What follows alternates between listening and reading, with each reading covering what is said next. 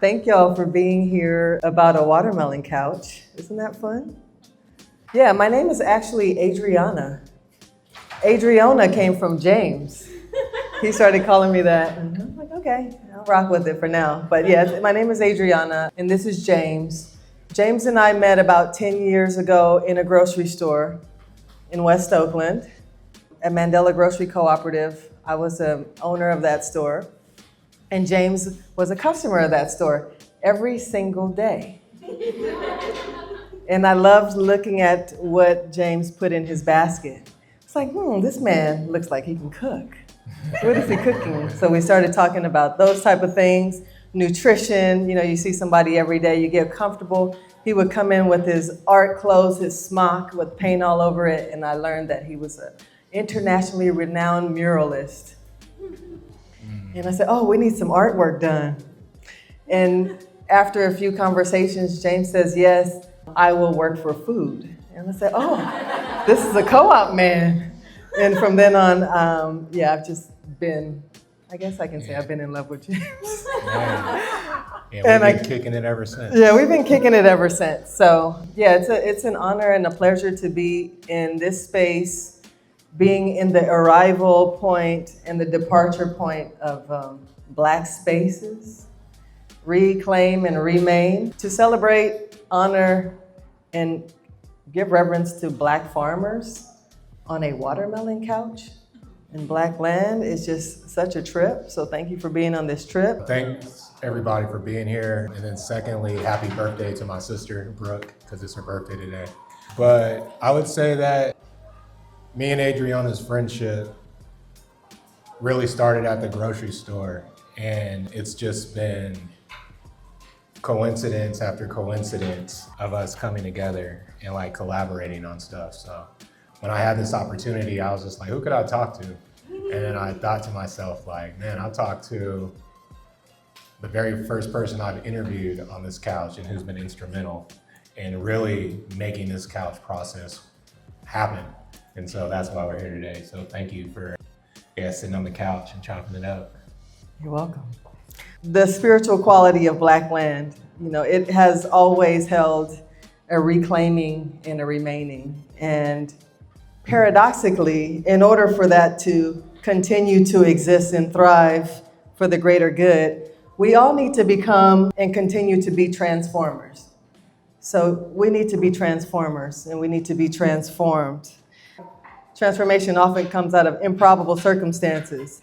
So what we're gathered here to witness today is the improbable story of the journey of a watermelon couch, a man with a watermelon couch. One that traces back to the improbable circumstances of watermelon seeds brought here braided in the hair of enslaved African women. So imagine that.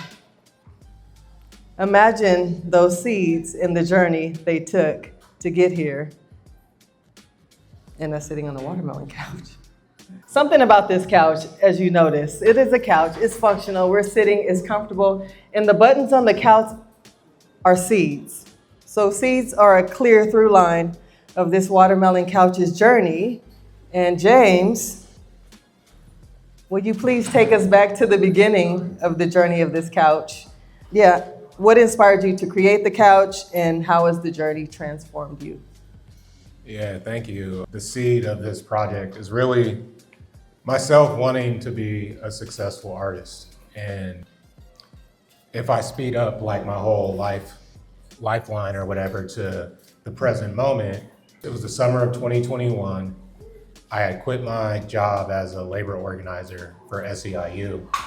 And I knew I wanted to focus on art, but at quitting a full-time job at maybe 35, I knew that it wasn't for just a temporary gain or something that, it wasn't for something shallow. It needed to be worth all the marbles, for lack of better words. And so I had to take chances, and that chance led me into sculpture, right? Like as a painter and a muralist, how can I increase my body of work and kind of take it to that next level? And When I was at the art fair in Mexico City earlier that year, I saw a piece of sculpture and it looked like a couch.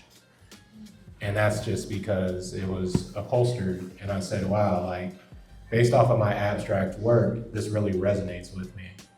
And so in that year of 21, I set off on an exploration of sculpture, and it led me into pillows.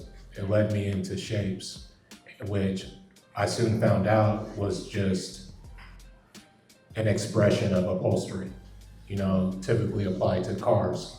But when I realized that I can make shapes the way I wanted to, that's the angle that I set out on. And there was a furniture upholstery spot right here off of High Street, and it was with the Mexican homies who were just really excited to be doing something than furniture.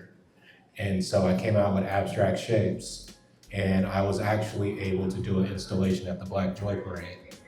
And from doing an installation at the Black Joy Parade where people came and they played with these shapes, I knew that I was getting into experiences. And so one key thing in these stories that I'm gonna tell is that it's always collaboration. And just like with Adrionna, a good friend of mine, Seven, he runs Elena Museum.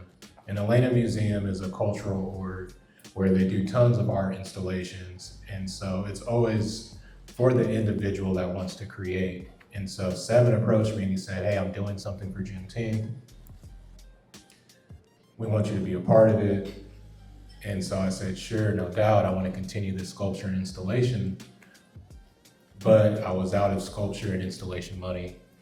And so I had to just ask myself, what represents Black people? What represents Juneteenth? And I settled on the watermelon. And as I settled on that theme, I realized that while I didn't have new installation money, I had an old couch that was getting rained on. And I said, the least I could do is customize this couch. Mm-hmm. And so with customizing, I asked that question about Black people, and I settled on the watermelon. And I said, well, it's not what I want to do, but it's something that pushed me in the right direction. And from that moment on, it was just became a journey of exploration. The other night, I was having a conversation with my landmate, Kelly. And she described the watermelon couch as fantastic. And usually when we experience something as fantastic, it's because it touches us in a way that reveals a deeper truth, right? Fantastic, ooh, it's revealing something else.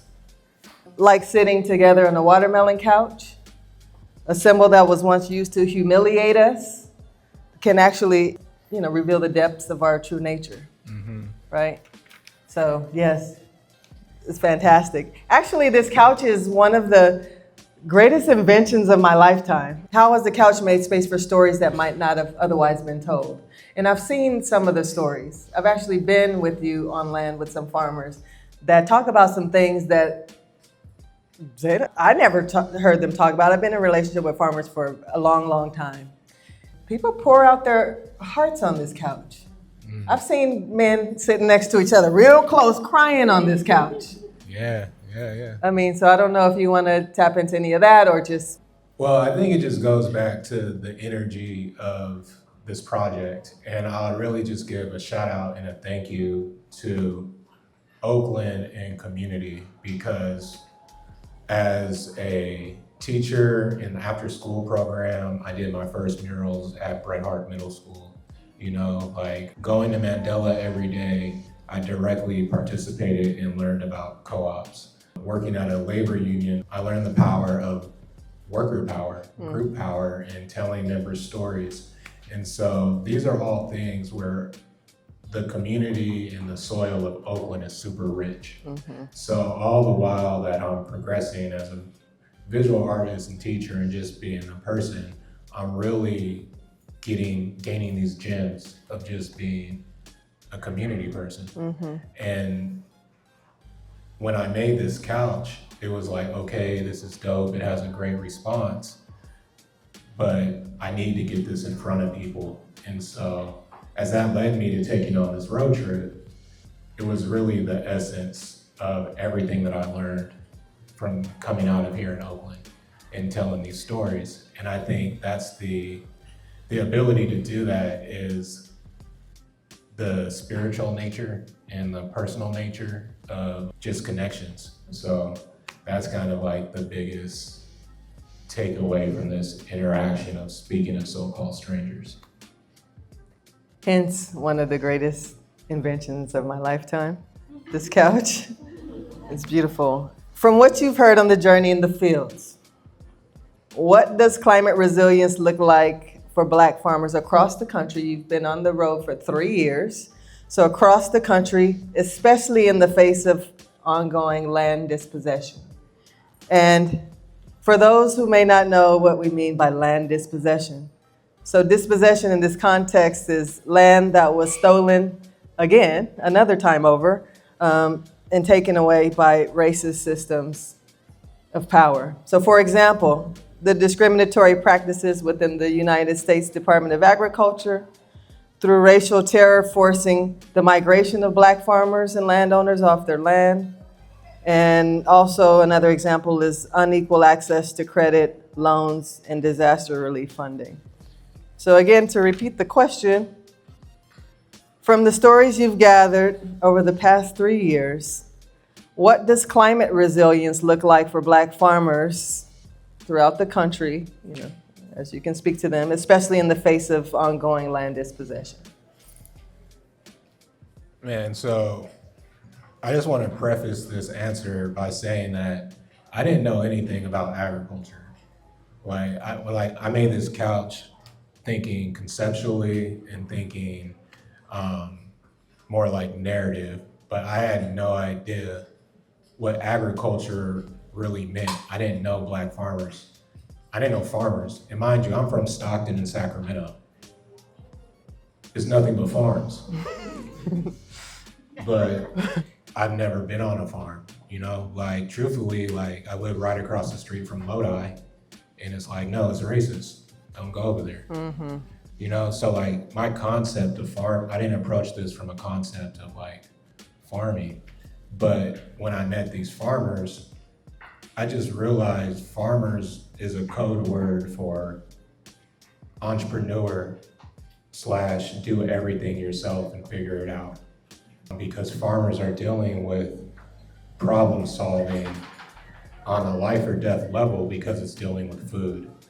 And so the range of stories that I have is from individuals that dealt with and deal with direct oppression and violence to people who believe in their dreams and they're losing their businesses behind it and starting new businesses, until they finally live their farmer dream. So I guess what the takeaway is the farmer is just the Black person in America.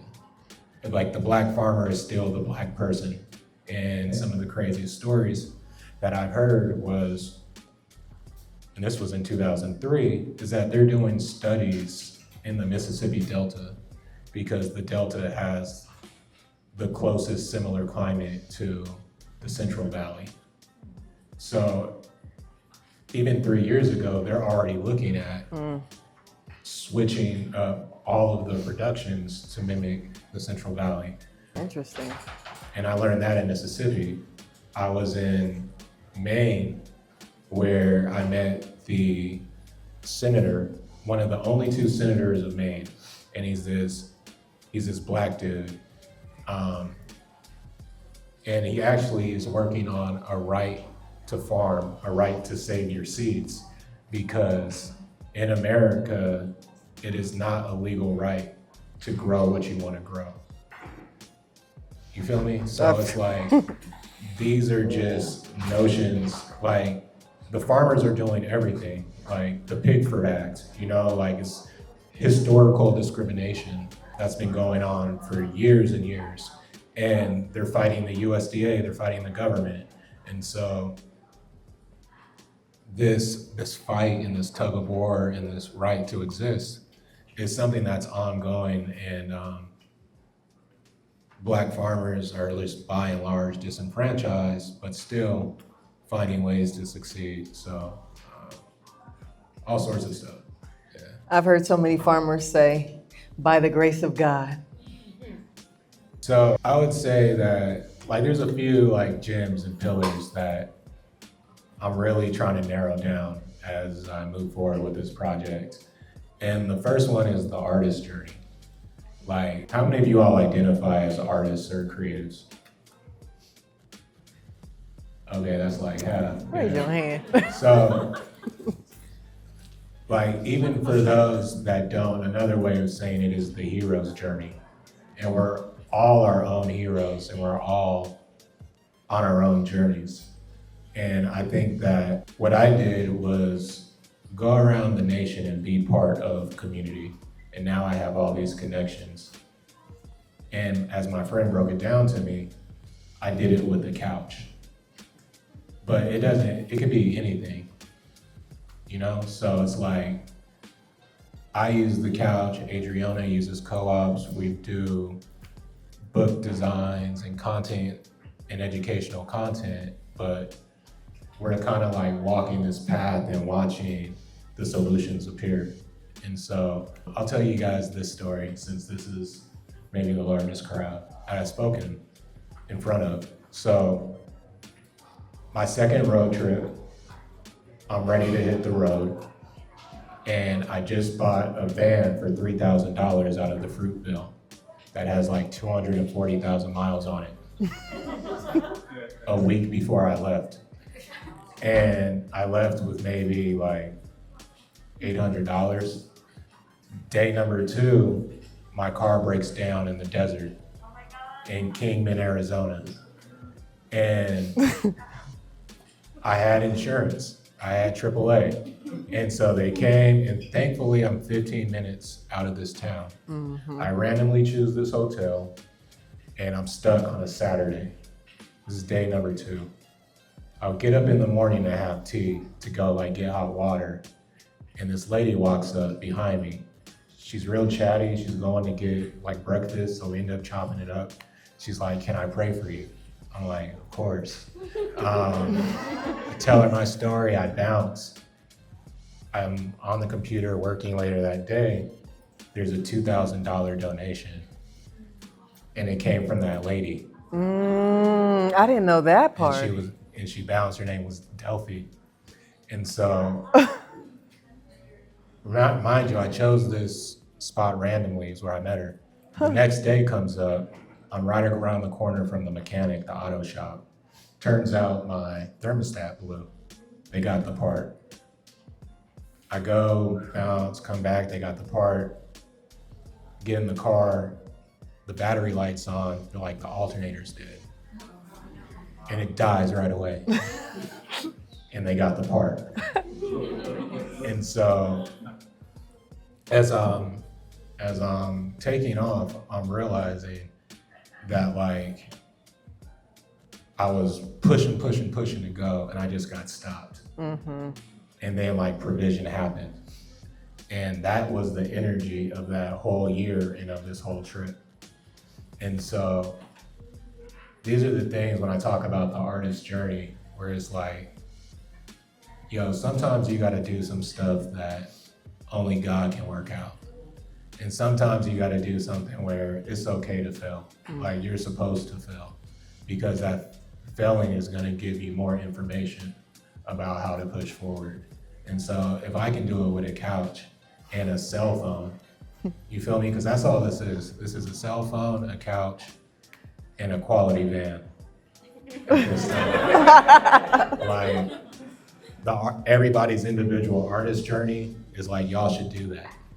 Like you guys should do it immediately. One, because technology is crazy right now with what we're able to accomplish. And 2, I don't know how long it's gonna be this sweet. So yeah, that's my charge to y'all.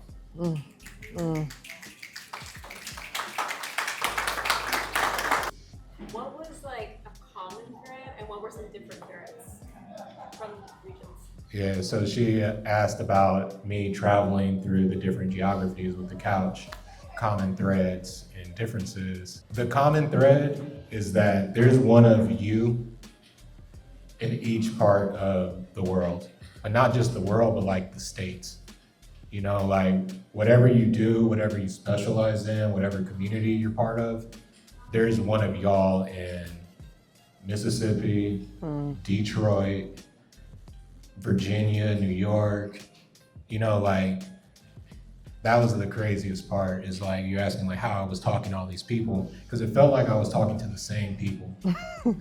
You know, like truly. So like even though you're in your bubble, that there's multiple variations of yourself like doing the work. And so even with this couch platform is that I'm hoping to bring these individuals together just so they can build off one another.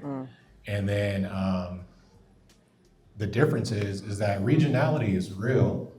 Like regionally, America is huge, and like it plays differently. It looks differently. So I had never been to the Midwest properly and intimately as I did over these past 3 months.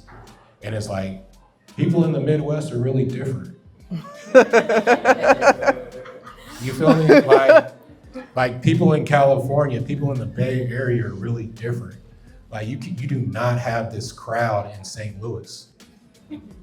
Seriously, you know, like the racism that I experienced and recorded and documented in the #1 segregated city in America is Milwaukee.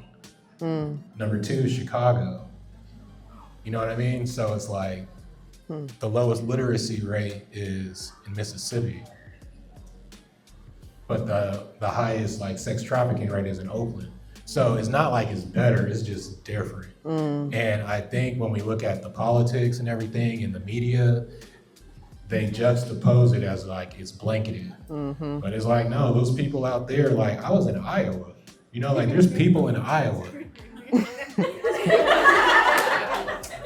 You know what I mean? Like you guys like have looked at the map and it just been like the Midwest or something, you know, or you've been like it's up north, but you never thought about the people in the community and like how they get down, and the fact that maybe Monsanto is based there, you know, and how that affects their diet. Like people eat from gas stations way more, you know, like these are these cultural nuances that really just have these cultural nuances that mean something, and these are real people that have real things to say. And I just enjoyed listening and taking part of it and kind of like seeing this experiment come true and realize that it's not just me doing it now, and it's not gonna be just us doing it, because as I said, I just implore all you all to record, to share, to platform, and to just find a couch to have a conversation on. Yeah, I think that's it. That's a wrap.